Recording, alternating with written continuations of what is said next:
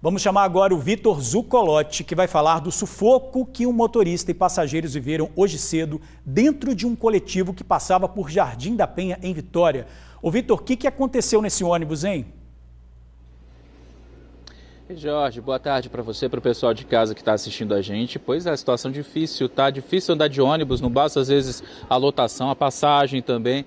O pessoal teve que passar por essa situação. O que aconteceu? Você bem disse aí, a linha onde tudo aconteceu faz o trajeto entre os bairros Estrelinha e Jardim da Penha. Quando esse ônibus estava passando ali por Jardim da Penha, já com 35 passageiros, uma pessoa na rua deu sinal. Um motorista, lógico, parou no ponto e essa pessoa teve uma reação totalmente inesperada. Ele entrou no coletivo de uma forma agressiva e começou a quebrar o painel do ônibus, dando socos. Parecia em surto. Ele dizia o tempo todo para o motorista seguir com o coletivo e não parar. Segue o coletivo, não para não, segue. Falando desse jeito, um desespero, lógico, segundo quem estava lá, segundo o motorista, que mesmo nessa pressão parou o ônibus e a maioria dos passageiros desceu rapidamente ali mesmo onde a situação estava acontecendo. Mas uma jovem, olha o que aconteceu com ela. Ela acabou se desesperando e não saiu.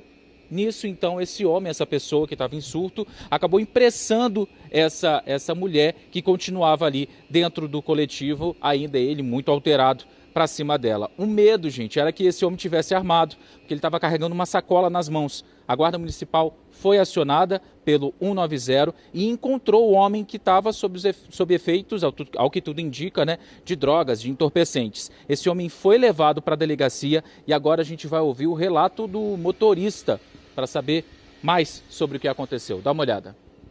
Ele já entrou sentando em cima do capô, quebrando o painel, me desvencilhou um soco no rosto, só que não pegou e pegou no painel do carro.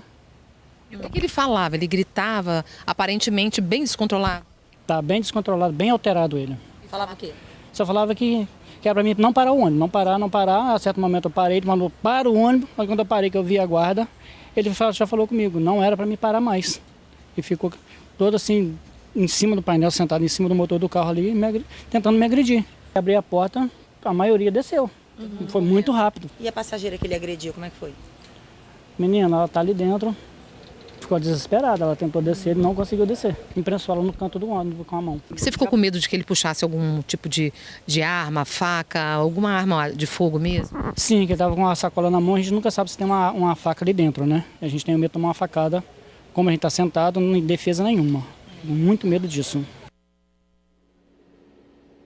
Pois é, gente, a violência que infelizmente quem usa o transporte coletivo acaba sofrendo, né? Ainda falta muita segurança. Eu vou deixar um relato, inclusive, meu aqui para o pessoal de casa, Jorge. Olha o que aconteceu ontem, voltando para casa, um homem vestido de palhaço entrou dentro do coletivo que eu estava, outros passageiros entraram normalmente pagando a passagem, ele pedia dinheiro e tudo mais. Na hora que ele desceu, ele olhou para um dos passageiros que tinha entrado, né, que tinha pagado passagem no mesmo ponto que ele tinha entrado, e começou a ameaçar. Você vai ver, eu tô com uma faca. Ele estava, de fato, carregando uma bolsa, a gente não sabe se estava com faca ou não. Ele desceu e do lado de fora, já com a porta fechada do veículo, continuou ameaçando esse homem. E um detalhe, durante o trajeto, a gente deixou, óbvio, né, o motorista deixou esse homem vestido de palhaço, tinha pedido dinheiro lá no ponto onde ele decidiu descer. Duas mulheres que tinham entrado no coletivo também comentaram que, enquanto elas estavam no ponto, estavam sendo ameaçadas por ele.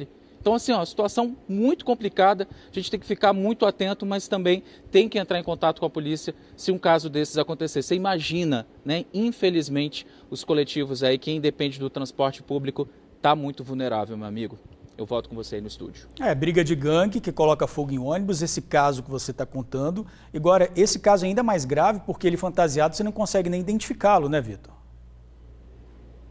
Exatamente, e um detalhe, ele comentou que tinha filho com leucemia, pedia dinheiro, ele estava com uma pasta branca no rosto, né? Botava nariz de palhaço e tudo, todo caracterizado, então não dava para saber exatamente quem ele era. E ele por cima, Jorge, falava bem assim, ó, há 7 meses eu fiquei preso. Eu saí agora há pouco. Ninguém sabe se de fato ele estava ou não preso, pelo que ele foi preso. Isso, na realidade, talvez até tentando intimidar mesmo quem estava ali dentro do coletivo para ter alguma coisa em troca, né? Então, uma situação bem complicada. E dentro do coletivo, essas duas mulheres muito assustadas e esse homem que pega esse ônibus corriqueiramente com medo, por exemplo, de hoje, ao entrar no veículo, dar de cara com esse homem aí vestido de palhaço fazendo esse tipo de ameaça. É difícil, tá?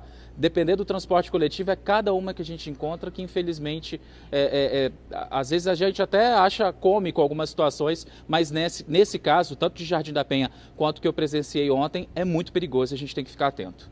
Exatamente, vamos pedir mais segurança, né, Vitor? É o mínimo que a gente espera. Obrigado pelas informações.